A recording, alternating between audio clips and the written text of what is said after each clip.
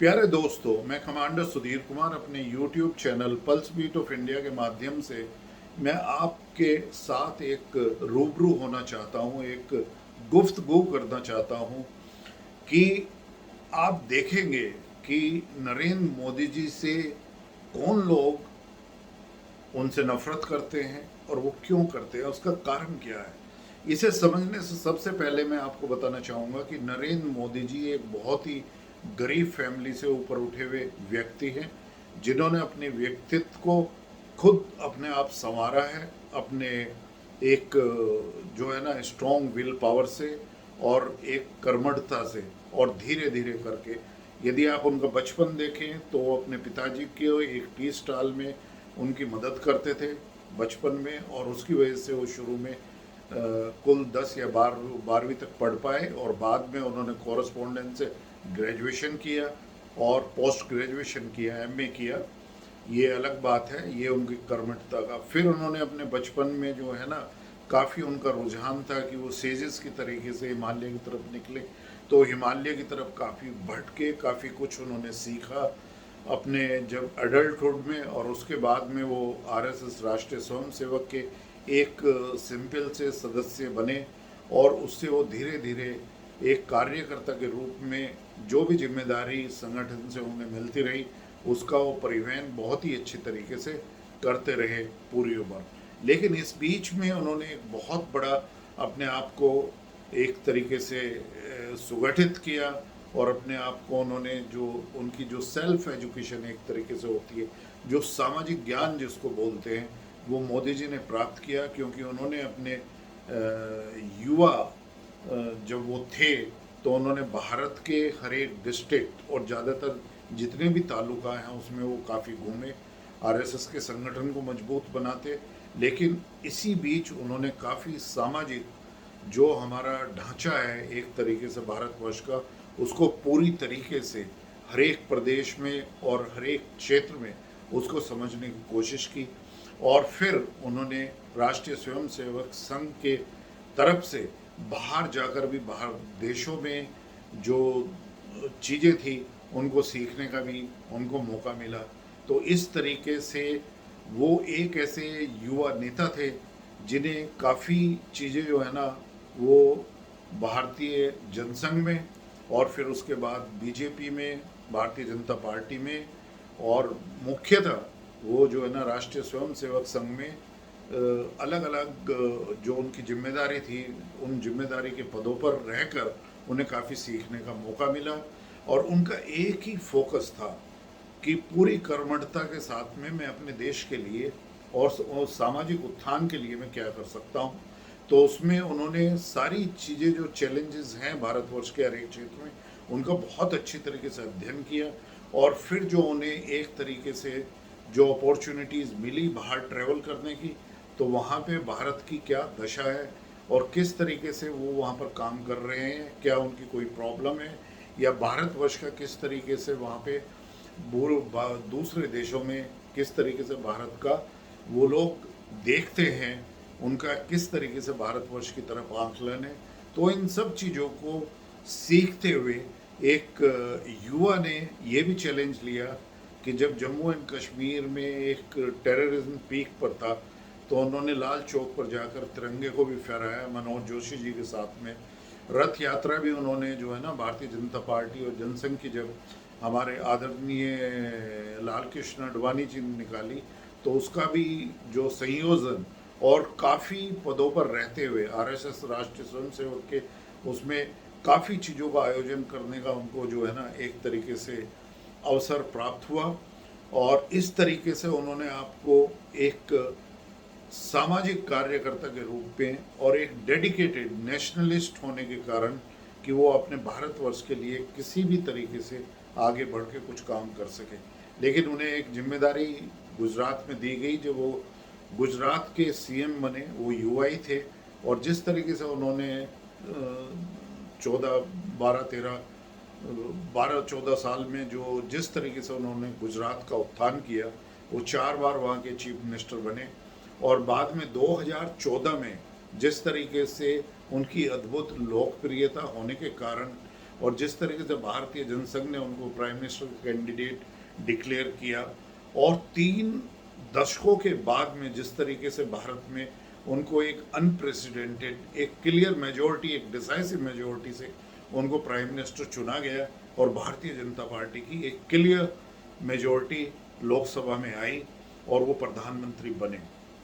तो इस तरीके से जो उनका संघर्ष था प्राइम मिनिस्टर बनने तक, तो वो ये ही था कि पूरी कर्मठता के साथ में, पूरे फोकस के साथ में वो उन सभी चीज़ों को सीखते रहे कि जिसे भारतवर्ष में उन्हें अपने समाज के उत्थान के लिए जो डिफरेंट, जो लोग जो लास्ट माइल पे हैं उनका वो क्या कर सकते हैं, तो उन सब का संज्ञान उनको हो चुका था। भारतवर्ष की, भारत विश्व में क्या किस तरीके से लोग आकलन करते हैं और भारत का क्या स्थान है, और इन सब चीज़ों को ध्यान में लेकर जब वो प्रधानमंत्री बने, तो सबसे बड़ा काम जो शुरू में उन्होंने किया वो किया कि अपने पार्लियामेंट को नतमस्तक होकर, झुककर उन्होंने उसको नमस्कार किया। और फिर जो हमारी एक तरीके से मानसिकता थी गुलामियत में रहने के, जो हम सदियों से जो है ना एक तरीके से गुलामियत में रहे, और फिर ब्रिटिशर्स के जो कॉलोनियल माइंडसेट जो हमारे ऊपर था, उससे, उस निराशाजनक जो हमारा एक तरीके से साइक थी, जो हमारी एक सोच थी, उससे भारतवर्ष को कैसे निकाल सके, क्योंकि ये एक बहुत छोटा कारण नहीं था, क्योंकि जिस तरीके से वो कार्य हो सकता था, हमारी इंडिपेंडेंस 1947 के बाद में वो कार्य नहीं हुआ। तो उस कार्य करने को लिए उन्होंने जिस तरीके से गवर्नेंस दी, और जिस तरीके से भारतवर्ष का नाम जो है ना वो पूरे विश्व में उन्होंने एक विदेश नीति, एक बहुत ही प्रैग्मेटिक फॉरेन पॉलिसी का निर्वाह करते हुए, जो एक बोल्ड थी, डिसाइसिव थी, बट सबसे बड़ी बात ये थी कि वो इंडिया फोकस थी, और उसमें बहुत ही अच्छे तरीके से क्लियर था mutual benefits, mutual interest and mutual respect. इसके तहत जो डायनेमिक फॉरेन पॉलिसी उन्होंने अपनाई, तो सभी देशों में आज आप देखिए भारतवर्ष का नाम किस तरीके से 2014 के बाद जो पिछले 9 साल हैं वो किस तरीके से चरम स्तर पर है, और वो इसका ही आसमान को, बुलंदियों को छू रहा है, और सभी लोग उनका जो है ना एक तरीके से भारतवर्ष में 140 करोड़ लोगों का रिप्रेजेंटेशन करने के कारण, उनकी नीतियों के कारण, और जिस तरीके से वो अब भारतवर्ष को समर्पित होकर जिस भाव से उन्होंने जो गवर्नेंस दी है, उसका आज सभी विश्व के लोग, जितने भी विश्व के लीडर हैं, वो उनका मान सम्मान कर रहे हैं, भारत का मान सम्मान कर रहे हैं। और उसकी वजह से जो भारतवासी हैं वो एक कॉलोनियल माइंडसेट से बाहर निकल कर आ गए हैं, वो गुलामियत की मानसिकता से बाहर आ गए हैं, और वो आज देख रहे हैं कि जिस तरीके से भारतवर्ष एक बार जो है ना वो विश्व गुरु होता था, जो सोने की चिड़िया कहलाता था, तो फिर वो उस तरफ देख रहे हैं कि हम उस स्थान को कैसे प्राप्त कर सकते हैं। और इसी चीज़ों को ध्यान में रखते हुए भारतवर्ष में, भारतवर्ष के जो हमारे नेता हैं प्रधानमंत्री नरेंद्र मोदी, आज विश्व में पिछले 4-5 सालों से वो लगातार सबसे पॉपुलर लीडर हैं अप्रूव्ड रेटिंग में। तो इन्हीं सब चीज़ों को ध्यान में रखते हुए, जैसे मैंने बताया कि सबसे बड़ा काम उन्होंने ये किया। और दूसरे पे आने के लिए आप देखिए कि उन्होंने सबसे पहले जो था वो ये कि देखिए पॉलिटिकली क्या होता है कि जब आप एक राजनीति भी हो और फिर आपको एक गवर्नेंस देनी है, तो आपको एक जीतना बहुत अनिवार्य है। लोकसभा में तो आपको डिसाइसिव मेजोरिटी मिल गई, लेकिन जो स्टेट के इलेक्शन है वो भी जीतने हैं। तो एक सफल राजनीतिक होने के कारण, एक कूटनीतिक होने के कारण उन्होंने जो है वो एक अपने संगठन को मजबूत किया, और जितने भी उनकी टीम में minister of council of ministers थे, उन सबको साथ में लेकर भारतीय जनता पार्टी के प्रेसिडेंट और जो मार्गदर्शक, जो सीनियर लीडर्स हैं, उन सभी को लेकर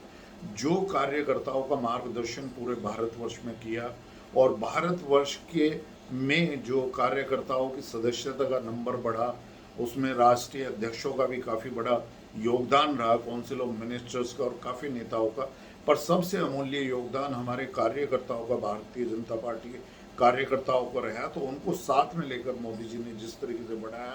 तो भारतीय जनता पार्टी पूरी विश्व की सबसे बड़ी एक राजनीतिक पार्टी बनी। उसके जगह जगह ऑफिस खुले और उसके कार्यकर्ता और संगठित रूप से कार्य करने लगे, और देखते ही देखते कम से कम 16 राज्यों में और यूटीज़ में, यूनियन टेरिटरीज में जो हैं, जिस तरीके से वो सेंट्रल गवर्नमेंट की एक तरीके से वहाँ पे लेफ्टिनेंट गवर्नर थे, और बाकी जगह जो वो भारतीय जनता पार्टी की सरकार जीत के आई। और उसमें काफ़ी बड़े बड़े प्रदेश हैं, जैसे उत्तर प्रदेश, जहाँ पर दो बार जो है ना वो भारतीय जनता पार्टी जीत कर आ गई है। इसी तरीके से महाराष्ट्र है, बिहार है, गुजरात है। गुजरात में तो रिकॉर्ड तोड़ जो है ना वो 5वीं दफ़े भारतीय जनता पार्टी जीत गई है। इसी तरीके से मध्य प्रदेश में, और राजस्थान में भी, हरियाणा में भी, और जो है वो छत्तीसगढ़ में भी रही। फिर गोवा में भी गवर्नमेंट जो है ना भारतीय जनता पार्टी की चल रही है। कर्नाटका में ये इलेक्शन हार गए, लेकिन कर्नाटका में भी 2 बार जो है ना भारतीय जनता। तो मैं ये कहना चाहूँगा कि ज़्यादा से ज़्यादा प्रदेशों में वो भारतीय जनता पार्टी की गवर्नमेंट उनके नेतृत्व में आई। अब देखिए कि उन्होंने क्या किया, क्यों लोग जो है ना उनसे नफरत करते हैं। उसका कारण ये है कि उन्होंने समावेशी विकास किया। आज देखिए कि 2014 में हमारे जो गरीब लोग थे, जो एक्सट्रीमली पुअर कैटेगरी या पुअर कैटेगरी में लोग थे, उनके पास बैंक अकाउंट भी नहीं थे, वो बैंक अकाउंट से जुड़े हुए नहीं थे। तो कम से कम 48 करोड़ 48 करोड़ बैंक अकाउंट खोले गए उन लोगों के जो लास्ट माइल पर थे, और उन अकाउंट को खोलने के लिए उनको आधार कार्ड से जोड़ा जा सका, ताकि डायरेक्ट बेनिफिट ट्रांसफ़र उन अकाउंट में किया जा सके। और आज जो है ना करीब वो 28 से 19 लाख करोड़ रुपए जो है ना वो डायरेक्ट बेनिफिट ट्रांसफ़र से उसमें जा चुका है। और डायरेक्ट बेनिफिट ट्रांसफ़र का ये हुआ है फ़ायदा कि उसमें सारी लीकेजेस, जो भ्रष्टाचार होता था, जो बीच में लोग खाते थे, वो अब उसको नहीं खा सके। तो उसका सारा जो फ़ायदा है वो लास्ट माइल पर पहुंचा है। फिर आप देखिए कि हमारी जो औरतें थी, ग्रामीण औरतें, वो बाहर जो है ना वो डिफिकेशन के लिए जाती थी, उनके पास में टॉयलेट नहीं थे। आज कम से कम जो है ना 10 करोड़ टॉयलेट जो है ना वो बने हैं। और उनको इसी तरीके से जो प्रधानमंत्री आवास योजना है, उसके अंतर्गत 4 करोड़ लोगों को पूरे भारतवर्ष में पक्के घर मिल गए हैं। करीब जितने 18,000 19,000 जो गांव जिसमें इलेक्ट्रिफिकेशन नहीं था, उसमें इलेक्ट्रिफिकेशन हो चुका है। एक सुदूर के गांव में भी जो है ना वो पढ़ाई के लिए उनको बच्चों को इलेक्ट्रिसिटी वहाँ पर मिल गई है। इसी तरीके से करीब 12 करोड़ 9 करोड़ 9.5 करोड़ करीब 95 मिलियंस जो है ना वो free gas cylinder, LPG gas cylinder इन गरीब लोगों को दिए गए हैं। तो उनके घर में एक पक्का घर है, ऊपर छत है, उसमें एक टॉयलेट है, उसमें इलेक्ट्रिसिटी है, और उसमें एलपीजी है। और अब हर घर जल योजना के तहत कम से कम जो है ना वो करीब 12 करोड़ लोगों को वो गांव में जो है ना वो जल, टैप वाटर, एक तरीके से पीने का पानी, शुद्ध पीने का पानी उनको मिल रहा है। तो इस तरीके से जो भारतवर्ष में जो समावेशी विकास हुआ है, और ये यहीं पर नहीं थमा है। जो आज मुद्रा स्कीम के तहत करीब 22 से 23 लाख करोड़ रुपए जो है ना 12 करोड़ लोगों को दिया जा चुका है। जो किसान निधि 12 करोड़ लोगों को दी जा रही है। और जिस तरीके से किसान का जो है ना वो सॉयल कार्ड बना है, जिस तरीके से जो फसल हैं वो बीमा कवरेज में, और कम से कम 4 बार जो है ना वो एमएसपी बढ़ाया जा चुका है। और जिस तरीके से क्रॉप्स डाइवर्शन का, और जिस तरीके से डिफरेंट क्रॉप्स को जो है ना उत्थान दिया गया है, जैसे जो है ना बाजरा या और इस तरह की चीज़ें जो है ना, जो किसानों को जो सुविधाएं दी गई है आज एफपीओ के तहत, जो किसानों को एक तरीके से एंटरप्रेन्योर्स करने के लिए, और जो फूड प्रोसेसिंग आउटसोर्सिंग वो कर सकते हैं, उसके लिए उनको डिजिटली गांव-गांव में जोड़ा गया है। 2 लाख गांव जो है ना फायर ऑप्टिक लिंक से जोड़े जा चुके हैं, और वहाँ पर कंप्यूटर पे ही सारा काम हो रहा है। तो जिस तरीके से गांव के लोग जो जुड़े हैं और जिस तरीके से गांव के लोगों का जो उत्थान हुआ है, तो समावेशी उत्थान हुआ है। और ये latest IMF international monetary fund की एक रिपोर्ट है, जिसमें उन्होंने कहा है कि भारतवर्ष एक अकेला देश है कि पेंडेमिक कोविड-19 के होने के बावजूद भी, बल्कि उस पीरियड में भारतवर्ष एक अकेला ऐसा देश है जिसने 28 करोड़ लोगों का, करीब 280 million peoples, their standard has been upgraded from the extremely poor. They have come to the either to poor category or lower middle class category. They have improved their per capita income. If you see, it has doubled in last 9 years. And if you see the GDP of India today, it stands at 3.75. आज हमारी जो 3.75 trillion US dollars हमारी जो है ना GDP हो गई है, जो 2014 में सिर्फ 2 ट्रिलियन यूएस डॉलर्स थी।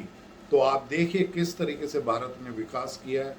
हम 2014 में हमारी जो काउंटिंग होती थी वो फ्रजाइल 5 इकोनॉमीज़ में होती थी, हम बिल्कुल पीछे थे। लेकिन आज हमारा जो स्थान है वो हमारे 10वें स्थान में, जो हमारा इकोनॉमिक पूरा जीडीपी में पूरे विश्व में हमारा स्थान था, वो 10 से हम 5वें नंबर पर आ गए हैं। और सारे विश्व के अर्थशास्त्री और जितने भी वर्ल्ड के ऑर्गेनाइजेशंस हैं, रेटिंग एजेंसीज हैं, वो ये बता रही हैं कि भारतवर्ष जल्दी 2029 तक ही वो तीसरी सबसे बड़ी अर्थव्यवस्था पूरे विश्व में बन जाएगा। और इन सब का श्रेय जो है वो प्रैग्मेटिक पॉलिसी फॉर्मेशन है, एक जो ट्रांसपेरेंट एंड ट्रांसफॉर्मेटरी जो गवर्नेंस दी गई है भारतीय जनता पार्टी द्वारा या एनडीए की गवर्नमेंट द्वारा सेंटर में, जिसके जो हमारे pragmatic and the most decisive and bold leadership, लेकिन एक तरीके से जो उनकी लीडरशिप का मॉडल है वो है एज ए प्रधान सेवक। तो प्रधान सेवक ने जो एक कलेक्टिव लीडरशिप दी है, तो उसके कारण उन्होंने भारतवर्ष का जो विकास 9 साल में किया है, वो पिछले 67 साल में भारतवर्ष का उतना विकास नहीं हुआ है सभी क्षेत्रों में। यदि आप आज डिफेंस के क्षेत्र में भी लगाएं, जहां हम डिफेंस के क्षेत्र में बिल्कुल कमज़ोर हो गए थे, जो शुरू में हमारी जो नेहरू की गलत पॉलिसी थी कि हम डिफेंस को आगे नहीं बढ़ाएंगे, और जो हमारी डिफेंस की प्रोडक्शन कैपेबिलिटीज़ की उनको सारा समाप्त कर दिया गया था, अब उनका जो रिवाइवल हुआ है और अब भारतवर्ष जो है वो एक तरीके से एयरक्राफ्ट कैरियर बना रहा है, एक बना दिया है और दूसरा बनाने का ऑर्डर मिल चुका है। भारतवर्ष न्यूक्लियर सबमरीन बना रहा है और ज़्यादा टनेज की बना रहा है। भारतवर्ष जो है ना मिसाइल ट्रैकिंग शिप बना दिया है, उसके सारे स्टेल्थ फ्रिगेट्स हैं, डेस्ट्रॉयर हैं और सभी तरह की शिप भारतवर्ष बना रहा है। सभी तरह की इंटीग्रेटेड मिसाइल्स, ICMs हो, ALCMs हो, SLBMs हो, सारे मिसाइल्स या ब्रह्मोस हो या और तरह की जो मिसाइल्स है वो भारतवर्ष उनका निर्माण कर रहा है। इसरो ने चंद्रयान सबसे कम कॉस्ट में पूरे विश्व में अपना डंका गाड़ दिया है, डंका बजा दिया है कि इतनी कम कॉस्ट पे चंद्रयान का भेज दिया है। और हम कोशिश कर रहे हैं कि हम मैन मतलब व्यक्ति सही हम चंद्रयान पे अपना जो है ना और मंगलयान पे हम अपना लोगों को भेजेंगे। तो इस तरीके से यदि आप देखें, चाहे वो डिपार्टमेंट ऑफ एटॉमिक एनर्जी हो या DRDO के जितने भी प्रोजेक्ट हैं, वो पिछले 7 सालों में बहुत तेज गति से आगे चलने लगे हैं। और जिस तरीके से भारतवर्ष जो है वो इंफ्रास्ट्रक्चर में खर्चा कर रहा है, आज हमारी जो सड़कें हैं वो पूरे विश्व में विश्व स्तर की बन गई हैं। और 2024 तक हमारी जो सड़कें हैं, जो हमारे नेशनल हाईवेज हैं, वो USA से बेटर हो जाएंगे। यदि आप एविएशन के सेक्टर में देखें तो हमने जो पिछले 9 साल में एयरपोर्ट बनाए हैं वो डबल कर दिए हैं। वो 71 से जो है ना वो करीब 140 के आसपास हो गए हैं। और जिस तरीके से उड़ने वाले यात्रियों की संख्या जो है ना वो बढ़ी है और एक रिकॉर्ड तोड़ हो गई है। तो जो हमारे प्रधानमंत्री का सपना था कि चप्पल पहनने वाला व्यक्ति भी वो हवाई जहाज में उड़ेगा, वो आज हो गया है। आज भारतवर्ष रेल के इंजन, मॉडर्नाइज रेलवे इंजन, जो विश्व स्तरीय इंजन है, और उसके जो डब्बे हैं, वंदे भारत ट्रेन करीब 22 ट्रेनें छोड़ी जा चुकी हैं और आगे जो है ना वो जल्दी ही 2-3 साल में उनका नंबर डबल हो जाएगा। तो इस तरीके से चाहे वो एविएशन का क्षेत्र हो, चाहे रोड का क्षेत्र हो, या पोर्ट में जो पोर्ट का डेवलपमेंट है, एयरपोर्ट का डेवलपमेंट है, तो जिस तरीके से ग्लोबल सप्लाई चेन में अपने आप को भारतवर्ष ने जोड़ा है, तो वो बिल्कुल एक तरीके से अनप्रेसिडेंटेड है। हमारा जो इंक्लूसिव डेवलपमेंट का मॉडल है वो पूरे विश्व में अनप्रेसिडेंटेड है। और जिस तरीके की चीज़ें जो है ना वो हमारे इंक्लूसिव मॉडल में प्रधानमंत्री जी के नेतृत्व में हुई हैं, वो एक तरीके से अनप्रेसिडेंटेड है और वो विश्व में इस पृथ्वी पर कहीं भी इससे पहले नहीं हुई है। तो इन सब चीज़ों को ध्यान में रखकर जिस तरीके से भारतवर्ष के पास आज डेमोग्राफिक डिविडेंड है, हमारी जो वर्किंग पॉपुलेशन है करीब नियर अबाउट 580 मिलियन पीपल, करीब 58 करोड़ लोग जो हैं वो हमारे जो लेबर उसमें काम कर रहे हैं, जिस तरीके से उनको स्किलिंग किया जा रहा है, जिस तरीके से उनको रीस्किलिंग किया रहा है, उनकी जो मैपिंग है वर्ल्ड की कॉम्पिटेंस से वो स्टैंड कर सके इसलिए उनको तैयार किया जा रहा है। या फिर उसके बाद हम देखें जो हमने रेजिलिएंट इंफ्रास्ट्रक्चर खड़ा किया है हर एक क्षेत्र में, जिस तरीके से मैन्युफैक्चरिंग को बढ़ावा देने के लिए पीएलआई सबसे बड़ा जो पीएलआई का लेके आई हैं, उसमें करीब 2 लाख करोड़ के इंसेंटिव दिए जा रहे हैं। सेमीकंडक्टर मैन्युफैक्चरिंग इंडिया में शुरू हो, फैब्रिकेशन यहाँ पे शुरू हो, उन चीज़ों को ध्यान में रखकर करीब 14 बिलियन यूएस डॉलर्स का जो प्लेज किया गया है। और इसी तरीके से आर्टिफिशियल इंटेलिजेंस, क्वांटम कंप्यूटिंग या नैनो टेक्नोलॉजी या एक तरीके से जो है वो साइबर टेक्नोलॉजी में जिस तरीके से मिशन बनाकर हम लोग जो है ना भारत सरकार ने जो काम किया है वो सब बहुत तेज गति से आगे बढ़ रहा है। तो जो टेक्नोलॉजी इंटरवेंशन हुआ है वो भारतवर्ष ने सबको दिखा दिया है। आज भारतवर्ष जो है वो ग्लोबल जो डिजिटल ट्रांजैक्शन है वो यूपीआई के थ्रू जो है ना करीब 40% फाइनेंशियल डिजिटल ट्रांजैक्शन कर रहा है। हमारे जो डिजिटल ट्रांजैक्शन है वो चाइना से भी करीब जो है वो करीब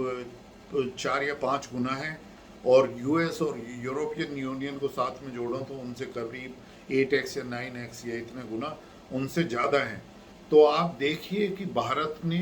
हर एक क्षेत्र में जिस तरीके से बहुत ही बड़े स्केल पर और बहुत ही तेज गति से जो है प्रगति की है, और उसमें सभी लोगों को साथ में लेकर जिस तरीके से आगे बढ़ाया है, तो नरेंद्र मोदी जी ने सभी का विकास, सभी का साथ और सभी का प्रयास उसमें जो है ना जिस तरीके से इन्वॉल्व करके और सभी को साथ में लेकर एक तरीके से जो प्रैग्मेटिक लीडरशिप दी है, जो एक तरीके से प्रधान सेवक बन के लीडरशिप दी है, वो बहुत ही अनप्रेसिडेंटेड है। तो इसीलिए जो हमारे अपोजिशन के लोग हैं वो बजाय उनका साथ देने के लिए, भारतवर्ष को आगे बढ़ाने के लिए, वो कुछ नेगेटिव मुद्दों पर आ जाते हैं। वो मोदी जी से हेट करने लगे हैं क्योंकि उनका स्पेस भारत की राजनीति में नहीं बना है। आपको तो पता है कि 67 ईयर्स में यदि आप देखें तो फैमिली पॉलिटिक्स, डायनेस्ट पॉलिटिक्स इंडिया में हर एक स्टेट में किस तरीके से भारी थी, किस तरीके से वो लोग करप्शन में व्याप्त थे। आज करप्शन के खिलाफ जो है ना बहुत ही व्याप्त पैमाने पर जो कार्रवाई चल रही है, काफ़ी लोग कोर्ट तक पहुंच चुके हैं और काफ़ी लोग आगे कोर्ट में जाएंगे और उनको जो है ना वो सज़ा मिलनी ज़रूरी हुई है। इसके साथ साथ हमें ये भी देखना है, अब मोदी जी के लिए बड़ी चुनौती आगे सामने है, और मुझे पूरी उम्मीद है कि जिस तरीके से भारतवर्ष की जनता ने मोदी जी को 2 बार डिसाइसिव मेजोरिटी में 2014 में एक बार जिताया 3 शक्तों के बाद, फिर उन्हें जो है ना दोबारा उससे भी ज़्यादा मेजोरिटी से decisive majority Bharatiya Janata party को देकर 2019 में आगे बढ़ाया, उसी तरीके से 2024 में उससे भी बड़ी मेजोरिटी में वो लाएंगे और उनकी कंटिन्यूटी बनी रहेगी। और जो एक हमारा सपना है कि भारतवर्ष जो है वो जल्दी से जल्दी 2025 तक जो है वो एक 5 ट्रिलियन इकोनॉमी बन जाए, 2030 तक वो 10 ट्रिलियन इकोनॉमी बने, 2040 तक 20 ट्रिलियन इकोनॉमी बने, और उसके बाद ये मेरी अपनी परिकल्पना है कि भारतवर्ष नंबर 1 इकोनॉमी भी हो सकता है, लेकिन दूसरे स्थान पर तो रहेगा ही। कम से कम मेरा जो एस्टिमेट है, लोग तो कह रहे हैं 40, पर मेरा मानना है कि 44 से 46 यूएस ट्रिलियन डॉलर की हमारी इकोनॉमी अगस्त 2047 तक हमारी हो जाएगी, यदि हम जितने हमने रिफॉर्म्स करे हैं, ऑल दीज ट्रांसफॉर्मेटरी रिफॉर्म्स का स्केल और उनकी गति को यदि हम आगे बढ़ाएं, और जो हमारी गति शक्ति एक तरीके से स्कीम है, जिस तरीके से हम जो ट्रांसफॉर्मेशन ला रहे हैं और रेजिलिएंट इंफ्रास्ट्रक्चर का, विश्व स्तरीय इंफ्रास्ट्रक्चर का हम निर्माण कर रहे हैं, तो उसकी वजह से जो बढ़ रहे हैं, यदि आप देखें एमएसएमई सेक्टर में करीब 8 करोड़ से ज़्यादा जो है ना वो लोगों का पंजीकरण हुआ है। मुद्रा स्कीम का फ़ायदा जो है ना वो करीब 16 करोड़ लोगों ने फ़ायदा उठाया है, और ज़्यादातर जो है ना उसमें ज़्यादा से ज़्यादा जो है ना हमारी औरतें हैं जो छोटा व्यापार करती हैं। तो इस तरीके से आज यदि हम कोविड की गाथा को देखें, तो कोविड के खिलाफ जो है ना वो भारतवर्ष ने ऐसी लड़ाई लड़ी है कि 220 करोड़ लोगों को जो है ना वो वैक्सीन दिए जा चुके थे, और 80 करोड़ लोगों को जो है ना राशन दिया गया। और राशन का ये फ़र्क हुआ कि कैश जो प्रयोग करना चाहते थे और चीज़ खरीदने के लिए, तो उसमें उनका पैसा उन चीज़ों से बचा, और उनकी इनकम जो है ना एक तो डायरेक्ट बेनिफिट ट्रांसफ़र से बढ़ी, दूसरा जो गांव में मनरेगा स्कीम है, मनरेगा के तहत उनको एक मिनिमम 100 डेज़ और बाद में काफ़ी स्टेट्स में उनको बढ़ाकर 100 से 200 डेज़ भी किया गया कोविड के दौरान। तो इस तरीके से उनका पैसा हर तरीके से उनके हाथ में बढ़ा, किसान भाइयों के हाथ में बढ़ा। तो इस तरीके से हमारी इकोनॉमी जो है ना आज वो काफ़ी स्ट्रक्चर्ड है, फॉर्मलाइज्ड है और रेजिलिएंट है। इसीलिए सारे लोग, जितनी भी वर्ल्ड एजेंसीज हैं, या मॉनेटरी फंड है, वर्ल्ड बैंक है, या एशियन डेवलपमेंट बैंक है, या मॉर्गन स्टैनले है, या आईएमएफ है, वो सभी ये प्रेडिक्ट कर रहे हैं कि आज भारतवर्ष एक ब्राइट स्पॉट है, और भारतवर्ष वो एक तरीके से पूरे जो है ना पूरे विश्व में वो जो एक इकोनॉमिक स्थिति जो यूएस में और एक तरीके से यूरोपियन कंट्रीज़ में जो इन्फ्लेशन का प्रकोप काफ़ी है, उन सब को, और उनकी वजह से जो रिसेशन आ सकता है, तो भारतवर्ष रिसेशन से बिल्कुल 0% इफेक्ट होने वाला है। इसका मतलब बिल्कुल कोई प्रभाव रिसेशन का भारतवर्ष में नहीं पड़ेगा। तो इन सभी चीज़ों को ध्यान में रखते हुए यदि आप देखें ये कब हुए हैं, ये सारे ट्रांसफॉर्मेटरी रिफॉर्म, चाहे वो हमारी प्रैग्मेटिक फॉरेन पॉलिसी है या हमारी स्ट्रक्चर्ड एक तरीके से फॉर्मल इकोनॉमी का किया है जिसको सुदृढ़ बनाया है, और वो जो सेल्फ रिलायंट का एक तरीके से जो प्रयोग किया गया है, तो हमारी जो इकोनॉमी है वो डिमांड जो है भारतवर्ष में वो काफ़ी है। 65% लोग जो है ना गाँव पर निर्भर हैं और उनकी पॉपुलेशन वहाँ है, तो वो डिमांड ड्रिवन है, और डिमांड जो है ना वो भारत के विद इन ही एग्जिस्ट करती है। तो हम जो है ना लुक विद इन की पॉलिसी इकोनॉमी में कर रहे हैं। हमारी सेविंग्स जो है ना वो भारतवर्ष के लोगों को सेविंग्स करने की काफ़ी अच्छी आदत है, और वो रेमिटेंस भी बाहर से अच्छा कर रहे हैं। आज हमारा जो एफडीआई का रिजर्व है वो all time high near about 600 के आसपास है। हमारा जो एक्सपोर्ट है वो मैं कह रहा हूँ कि हमारा जो रिजर्व है एफडीआई का और एफआईआई का वो करीब 600 बिलियन यूएस डॉलर्स है, और हमने जो एक्सपोर्ट किया है 22 और 23 में वो करीब हमारा टच हो गया है US dollars 770 billion US dollars. और इसी तरीके से हमारा जो डिफेंस का एक्सपोर्ट है वो करीब 16,000 करोड़ से, और जो जिस तरीके से हमने जो है ना अपना फ्यूल कंजम्पशन के लिए जो हमने ऑयल सप्लाई जो रशिया से लेनी शुरू की है, उससे हमने उसका जो है ना ध्यान रखा है, अपनी पब्लिक को जो है ना थोड़ा कंसेशन से जो है ना वो पेट्रोल और डीजल को मुहैया कराया है। और जिस तरीके से पैसा डोल आउट ना करके और करेंसी को प्रिंट आउट ना करके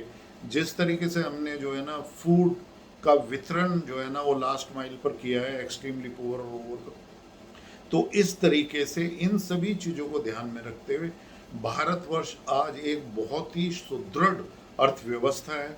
भारतवर्ष में एक बहुत ही स्ट्रॉन्ग राजनीति जो हमारा जो मजबूती है वो प्रोवाइड करी गई है। और मुझे भारतीय जनता से, जो भारतवर्ष के लोग हैं, उनसे यही उम्मीद है कि वो 2024 में भी इस कंटिन्यूटी को कंटिन्यू रखेंगे, जिससे भारतवर्ष का अब ये समय है, ये एक सेल्फ रिलायंट नेशन बनने का जल्दी से जल्दी। एक ये इंडिया का मूवमेंट है, ये इंडिया का डिकेड है। मैं तो ये कहता हूँ कि आगे के 2-3 डिकेड भी जो है ना वो भारतवर्ष के होंगे, और ये सेंचुरी भी भारतवर्ष को बिलोंग करेगी। और मेरा कहना ये भी है कि पूरा विश्व फिर एक बार से भारतवर्ष की रहने की जो एक हमारा जो रहने का जो एक स्टाइल है, जीने का जो एक स्टाइल है, जो हमारी वैदिक प्रगति है, और जिस तरीके से हमारे ऋषि मुनियों ने जो हमारे वेदास में जो वेद लिखा है, जो उसमें ज्ञान छुपा हुआ है, वो फिर से एक बार, जैसे अब योगा का पूरा सभी लोग जो है ना वो योगा को अपना रहे हैं, इसी तरीके से जो हमारा आर्य विज्ञान है उसको भी अपनाने की तरफ जो है ना पूरे विश्व का जो है ना रुझान बढ़ता जा रहा है। अभी हमारे जो आदरणीय प्रधानमंत्री हैं वो यूएन में अभी यूनाइटेड नेशंस में वो 21 जून को योगा के दिवस पर, अंतर्राष्ट्रीय योगा दिवस पर वहाँ पर योगा करने वाले हैं। तो इससे अवेयरनेस जो है ना सभी कंट्रीज़ में योगा के प्रति, और भारतवर्ष का जो एक जीने की पद्धति है उसके तरफ उनका रुझान फिर से बढ़ रहा है। क्योंकि सभी को पता है कि भारतवर्ष सबसे पुरानी की एक सभ्यता है, और वो अभी तक जीवित है। वो इसीलिए जीवित है कि वो सबसे श्रेष्ठ है, और जितना भी ज्ञान और विज्ञान और एक जीने की सबसे अच्छी शैली और पद्धति, और जो विकास की पद्धति, जो एक सस्टेनेबल एक विकास पद्धति है, और जिसमें एक व्यक्ति का उत्थान होलिस्टिक तरीके से होता है, वो भारतवर्ष ही पूरे विश्व को दे सकता है। और एक बार फिर एक ये मौका है कि पूरे विश्व का जो है ना विश्व गुरु भारतवर्ष बने, भारतवर्ष वो लीडरशिप करे। अभी तो हमारे प्रधानमंत्री जैसे ऐसे इंटरनेशनल सोलर अलायंस, और उसके साथ जो रिन्यूएबल एनर्जी में जो हमारा जिस तरीके से 65 गीगावाट हमने सोलर पावर को जो है ना हमने प्रोड्यूस किया है, और जो हमारा मैसिव एक तरीके से क्लाइमेट चेंज को कंट्रीब्यूट करने का जो हमने प्रावधान बनाया है, वो सबसे अच्छा है, और हम उसमें एक लीडरशिप दे सकते हैं। इसी तरीके से हमने जो है ना अपनी लीडरशिप जो है फाइट अगेंस्ट टेररिज्म दी है। तो इस तरीके से भारतवर्ष एक ऐसा देश है जो पूरा पीसफुल है, वो कभी किसी के ऊपर एग्रेशन नहीं करता है, वो सभी के साथ एक अच्छे संबंध बनाकर, और जिससे हमारा जो पूरा वर्ल्ड है वो क्लाइमेट चेंज से फाइट करते हुए बाहर निकले, सस्टेनेबल डेवलपमेंट गोल्स का बिल्कुल आचरण करते हुए जल्दी से जल्दी जो है वो क्लाइमेट चेंज के जो मापदंड हैं उनको 2030 तक वो ले सके। ये दूसरी बार रहते कि भारतवर्ष के जो लक्ष्य थे वो 2022 में ही क्लाइमेट चेंज की तरफ को हमने प्राप्त कर लिए हैं, तो हम उसमें आगे ही रहेंगे। इन सभी चीज़ों को ध्यान में रखते हुए, और जिस तरीके से हमारी जो सैन्य और सामरिक शक्ति को मोदी जी ने पिछले 9 साल में बढ़ाया है, बॉर्डर इंफ्रास्ट्रक्चर को मजबूत करते हुए, भारतवर्ष में जो इंडिजिनस इक्विपमेंट हैं वो सभी फौज के लिए, चाहे वो नेवी हो, हमारी इंडियन आर्मी हो, या इंडियन एयरफोर्स हो, या कोस्ट गार्ड हो, या हमारे पैरामिलिट्री फोर्सेज हो, सभी तरफ से उनको सशक्त किया गया है। तो इन सभी के कारण ये है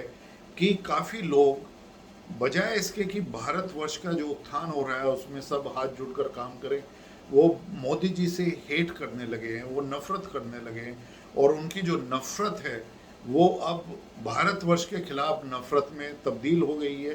काफ़ी लोग अपनी जिम्मेदारी ना समझकर वो भारतवर्ष के खिलाफ, भारत के इंस्टीट्यूशंस के खिलाफ एक तरीके से अपीजमेंट की पॉलिटिक्स वो भारत के बाहर की सोयल पर वो कर रहे हैं। वो बहुत ही खतरनाक है,